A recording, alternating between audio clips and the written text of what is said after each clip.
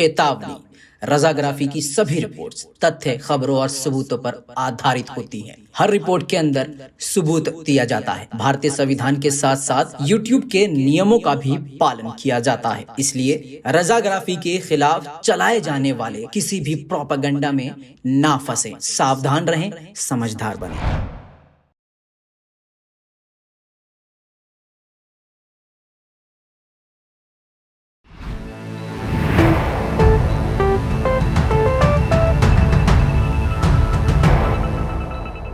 सलाम, नमस्ते, सत श्री अकाल। मैं हूं रजा और आप देख रहे हैं रजाग्राफी। इस रिपोर्ट में आप सब कुछ जानने वाले हैं, एक्सक्लूसिव अपडेट कि अफगानिस्तान में क्या क्या हुआ है। शुरुआत करेंगे भारतीय पत्रकार, जबरदस्त फोटो जर्नलिस्ट जिनकी तस्वीरें पूरी दुनिया में वायरल हैं। कई सारी तस्वीरें आपके सामने आ चुकी होंगी। रॉयटर्स के साथ, मतलब बहुत बड़ी मीडिया इंडस्ट्री के लिए काम करते हुए, उनके साथ काम करते हुए दानिश ने अपनी जान कुर्बान कर दी है। दानिश के बारे में जो भी आपको बताऊं वो शायद कम पड़ जाए। दानिश एक जिंदा दिल पत्रकार और निडर पत्रकार थे। ऐसे इलाके में जाकर जहां पर जंग चलती है, मिलिट्री के साथ बिल्कुल जिस तरह से मिलिट्री निडर होके अपना काम करती है, वैसे ही ये निडर होके अपने कैमरे को पकड़कर लगातार काम करते रहते हैं। दोस्तों, उनकी मौत हो गई। जी हाँ, तालिबान के हाथों उनको मार डाला गया। ऐसे में पूरी दुनिया में तहलका मच गया, जिसके बाद से तालिबान ने अब बड़ा बयान दिया। तालिबान ने बयान जारी करके कहा, वो भी ये रिपोर्ट जो मैं आपको बता रहा हूँ, प्रूफ देना ज़रूरी होता है। ये खबर आ चुकी है, भारत का बहुत बड़ा अखबार है, ये आप जानते हैं। दोस्तों, रिपोर्ट में क्लियर कहा गया है कि तालिबान ने बयान जारी करके कहा है कि उनको दानिश सिद्दीकी की मौत का दुख है।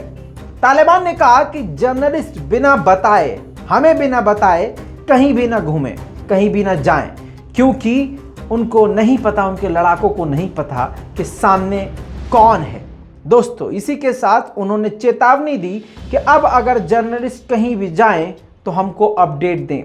साथ ही उन्होंने दुख जताया, तालिबान के संगठन ने दुख जताया कि हमारी गोली से एक जर्नलिस्ट की मौत हुई, जिसका उन्हें खेद है, यानी दुख है।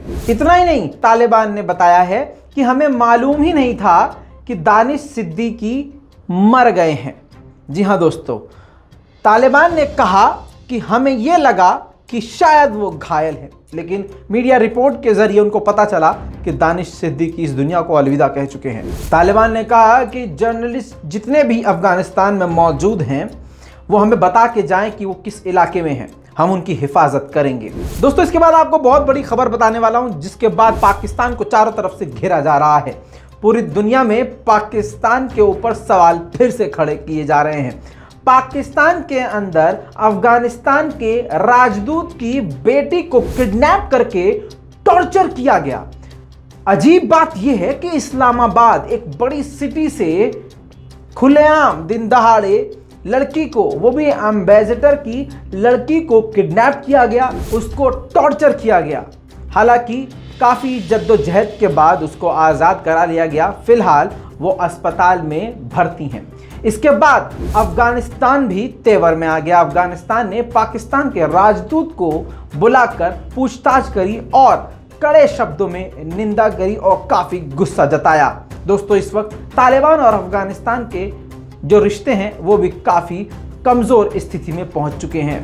दोस्तों, भारतीय अखबार द हिंदू को अफगानिस्तान के प्रेसिडेंट, राष्ट्रपति अशरफ गनी ने इंटरव्यू दिया। इंटरव्यू में उन्होंने साफ साफ कहा कि भले ही तालिबान ने छोटी मोटी जंग जीती हो, लेकिन ये जंग हम जीतने वाले हैं। इसी के साथ उन्होंने भारत का भी शुक्रिया अदा किया और कहा कि भारत हमेशा से हमारे साथ है और हम भारत के साथ हैं। साथ ही उन्होंने कहा कि भारत हमारा ट्रू पार्टनर है। वही वर्ड यूज कर रहा हूं जो वहां यूज किया गया है। साथ ही उन्होंने ये भी कहा है, जब उनसे सवाल किया गया कि क्या भारत आपको मिलिट्री सपोर्ट दे रहा है, तो अशरफ गनी ने सीधा सीधा इस बात से इनकार कर दिया।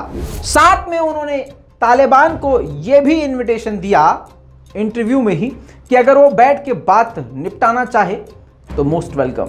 दोस्तों, अगली खबर और भी बड़ी है।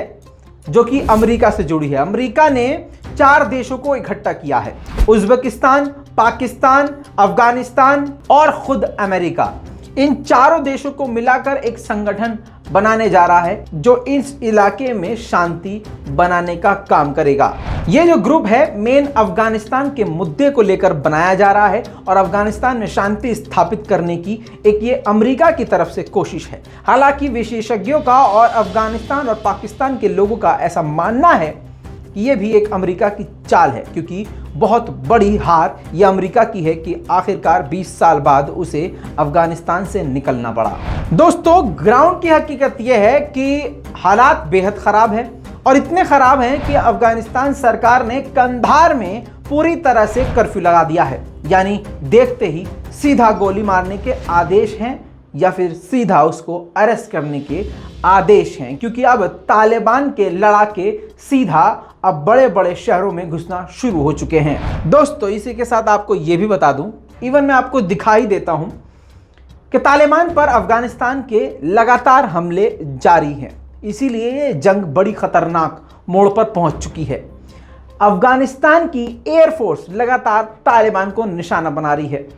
देखिए ये फुटेज, बल्क कंधार के इलाके की ये तस्वीर है जिस पर खतरनाक तरीके से हमला किया गया है। बल्कि मैं चाहता हूं आप फुल स्क्रीन पर देखें, कई इलाके में तालिबान को निशाना बनाया गया है। कई सारी तस्वीरें एक साथ आपके सामने।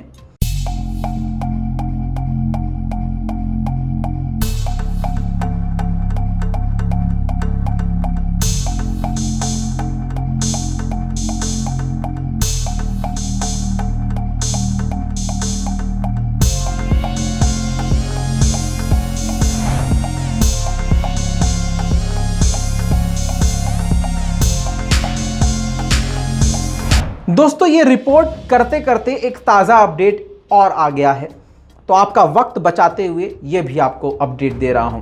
तालिबान और अफगानिस्तान के बीच में शांति वार्ता शुरू हो चुकी है।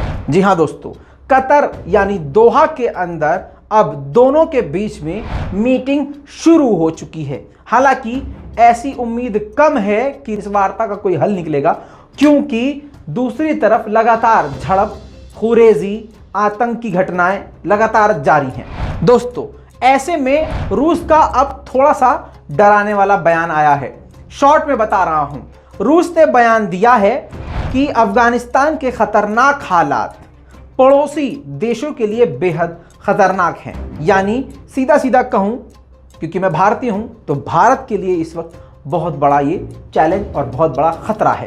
ताशकंद में एक मीटिंग में पाकिस्तान के प्रधानमंत्री इमरान खान और अफगानिस्तान के प्रेसिडेंट के बीच में मुंह से ही एक दूसरे पर इल्जाम लगा दिए गए।